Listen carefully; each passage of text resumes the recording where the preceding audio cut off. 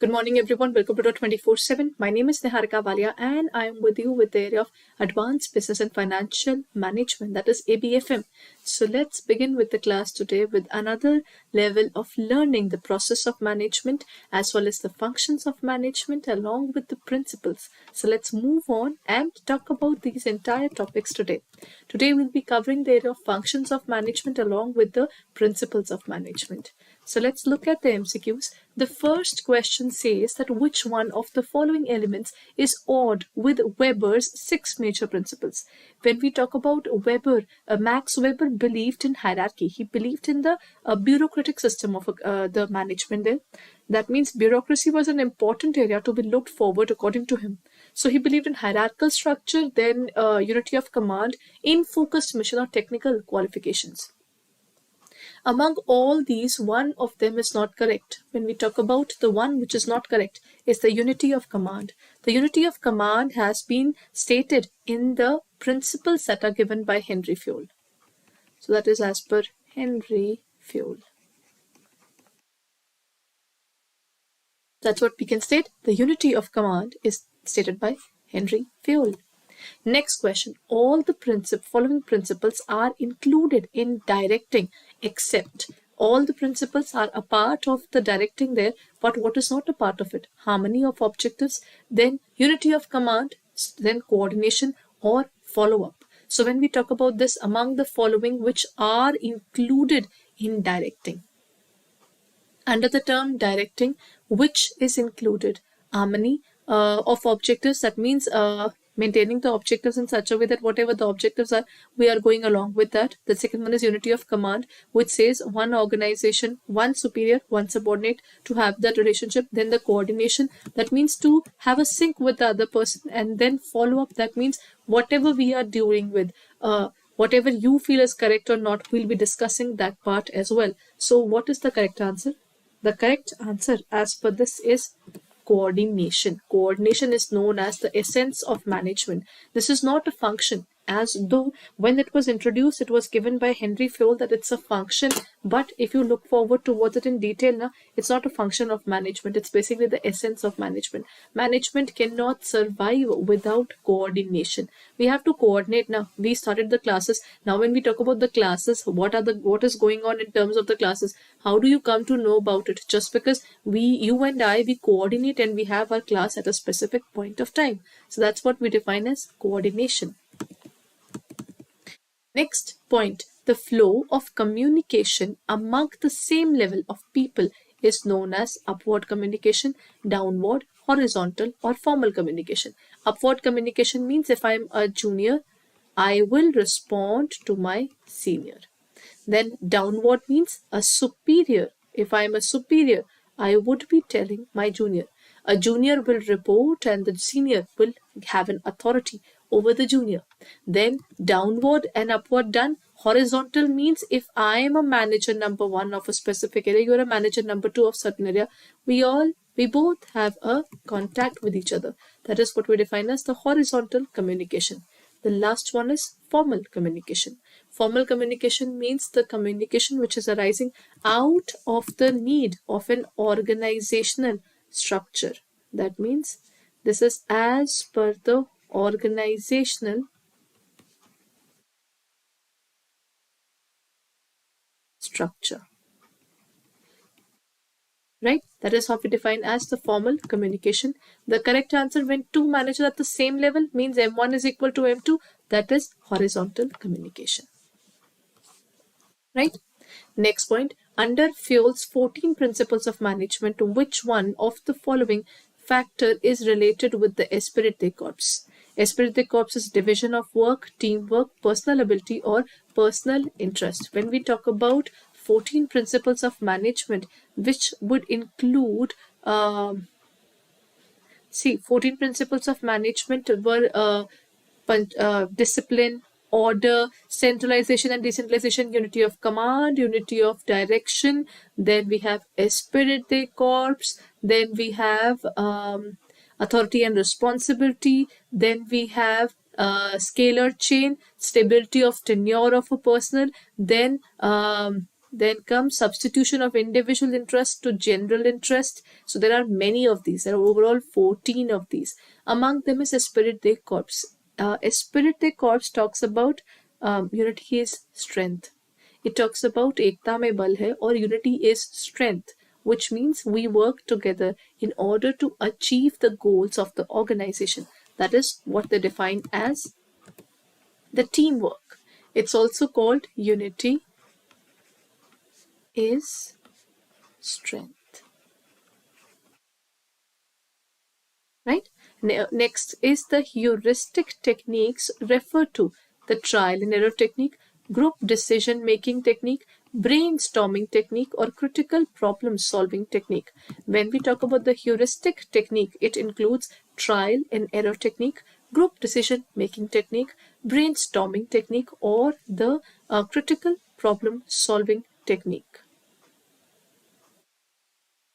The answer to heuristic approach or heuristic technique is it's a trial and error method. The methods that we use in order to find out whether we are going right or we are going wrong. Then what the first thing that we'll be dealing with is the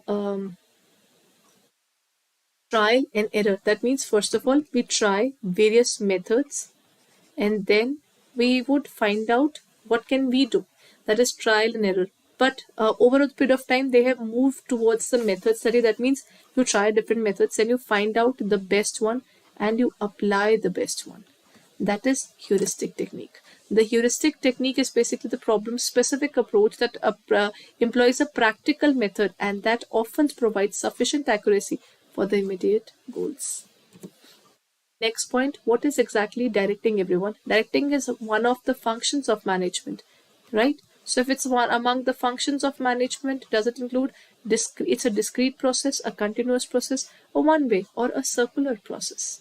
How do we define directing? Directing is basically a process which is discrete. That means it is it depends upon us when we want to do it and when we don't want to do it. It's a continuous process. It's a one-way process. That means I am going to answer you. I'm going to tell you what to do and what not to do, or circular process. What would you call it? It's basically a continuous process. You can't stop telling people what to do and what not to do. In our country, if you stop telling people what to do, they'll stop doing the work altogether. There's nothing called automation in terms of the working. You have to keep on motivating people. Number one is you have to keep on supervising them, whatever they are doing. So one thing is supervision. Second thing is motivation. Third thing is leadership. And last thing is communication. Stop any of these for a moment and your organization would be badly hurt. So the point is we have SMLC, supervision, motivation, leadership, as well as communication, which keeps the organization alive in terms of their working. So the correct answer is SMLC. It's a continuous process. You cannot stop looking at people. You cannot stop motivating them. You cannot stop leading them. And at the same time, you cannot stop the communication. Every single day, whenever we are having our classes, the lectures are being communicated with the faculty. The lectures are being told towards the students or the bankers, whosoever are studying there. So it is basically a continuous process. The people who are working and the people with whom they are working, everybody is being communicated every single day.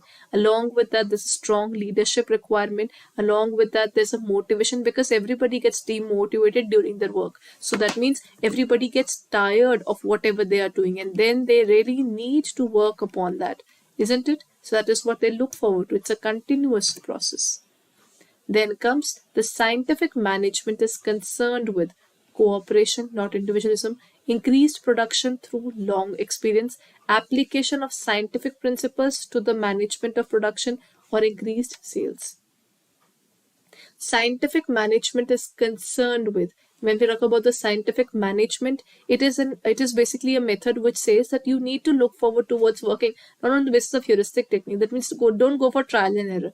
Just go for the various studies that you would, various methods that you would like to study. Find the best one and then apply it. There shouldn't be such a situation where you have the management in a way that you are always looking forward to. Let's try this time. Let's try that time. That is not allowed. That is not a good way to work forward. So that means in terms of this method, what they do is the scientific management is concerned with What exactly? It is concerned with application of scientific principles to the management of production. We will use all the scientific techniques. For example, standardization and simplification of work. Then we have work study. Then we have work study. The second one is basically fatigue study, motion study, method study. What is that? It is basically scientific. Sorry, it is scientific management. It is going to be scientific management, right? The management which is based upon the scientific way of working rather than the random way of working in order to grow further. Which of the following was suggested by Fuel? Management by exception, unity of direction, delegation of authority, or centralization? Which one of the following was suggested by Fuel? What is it that Fuel suggested? MBE or unity of direction or delegation or centralization? All these three, the remaining three are based upon what we talk about is all given by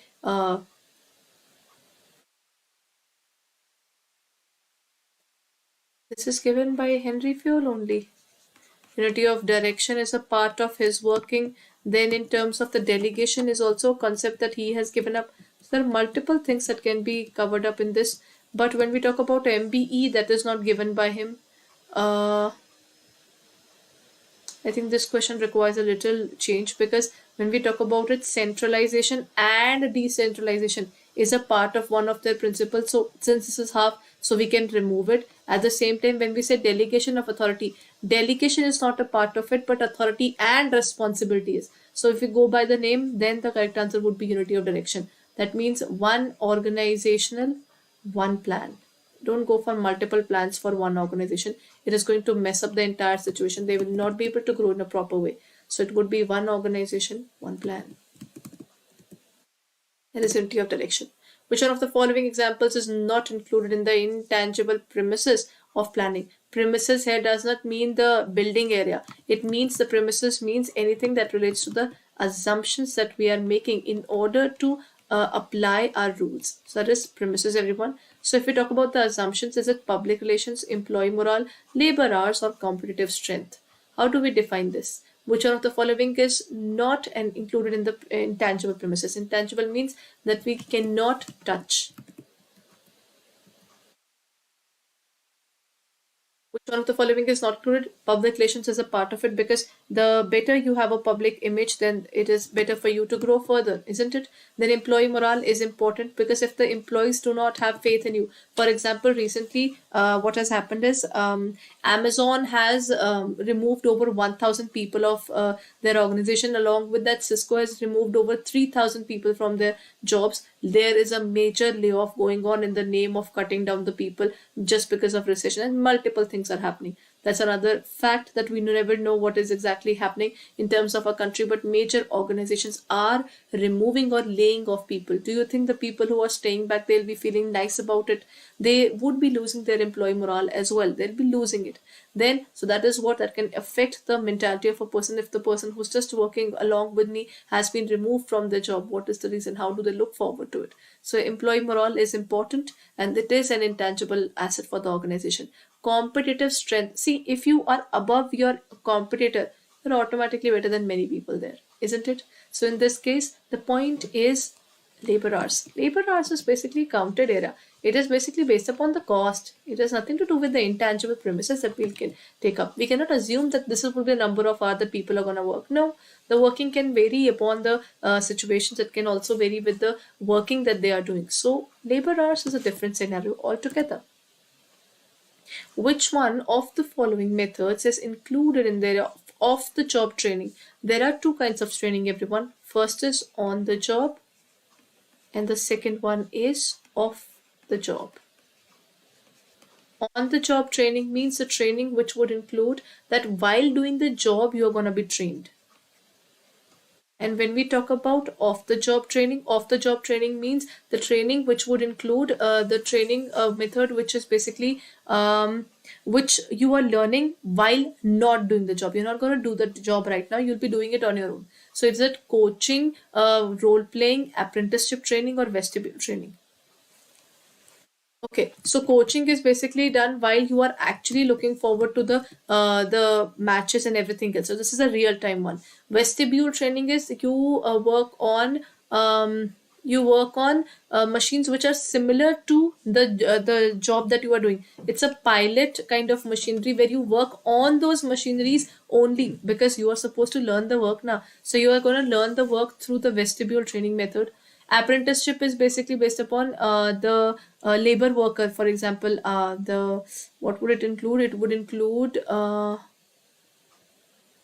yes, it would include our plumbers, electricians, and anybody who's working on our mechanics. Then these are all the people who are looking forward towards skilled job. They are into the skilled job, but they are skilled and semi-skilled ones. So there they are working upon those jobs and learning it. That's not a part of it at all. The last one is role playing. Under role playing, I put you into a situation that what if you are in this situation? What will you do in this situation? That is what they call as role playing, right? The correct answer is role playing because you do it, but you do not do it while doing the job. First of all, you take a pause, you have some kind of case studies in front of you, you are given a certain situation, and then you take that role and then you decide what you are supposed to do and what you are not supposed to do. On the basis of this work, you decide what would be your next step in terms of working.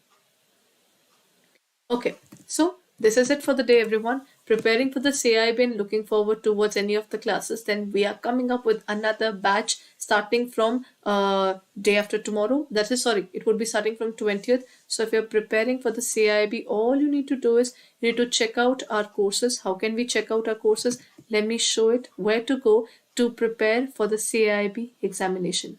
Let's look forward to it. You have to go towards the area of, click on the area of all courses, go down there. Sorry, in the second area, you get the JAIIB and CAIIB. Under this, go on to the area of CAIIB 2023, where you will get the batch 3.0 coming up for starting from the January. That would include ABM, BFM, ABFM, as well as the BR, So all the things are coming up, 3 batches coming together. We have got our first batch already going on. The second batch has also started on Jan 2 and the third batch starting from January 20th. For further details, what you can do is you can also take up the CAIIB Kamaha pack. The difference between the batch as well as the CAIIB Kamaha pack is there you only get the classes. Here you get multiple things. You not only get the 500 hours of live classes, you also get the test series. Along with that, you get 380 videos plus 84 ebooks, and along with that, currently double validity is going on. That means if you're preparing for this examination, then why not take up the CAIIB Kamaha pack, where you're not only getting the classes but also the test series. Even with this, you also get the revision batches, whatever revision batches we are introducing, all the ebooks, numerical batches, case study batches, topic wise questions would be given to you. In-depth analysis is possible. So you can take up this particular pack, which would include everything that you will be looking forward for your CAIIB preparation, that too on double validity basis. That means if it is for 6 months, you'll get it for 12 months. So for 12 months, whatever we are coming up, not only in English medium, but also in the bilingual area, whatever we are coming up in these classes would be opened up for you under CAIIB Kamaha pack. So if you're preparing for CAIIB, this is the perfect time to look forward to it, as along with the double validity, you have also got a particular option of taking the discount of 81%. It would cost you 7199.20, where you will get the entire CAIIB, whatever we are coming up for the CAIIB examination under this area. So if you're preparing for this examination, then kindly hurry up, because the new batch is just about to start, and this is where you can look forward to our classes. So we'll be meeting in our classes, everyone. Thank you so much for being there. Have a nice day.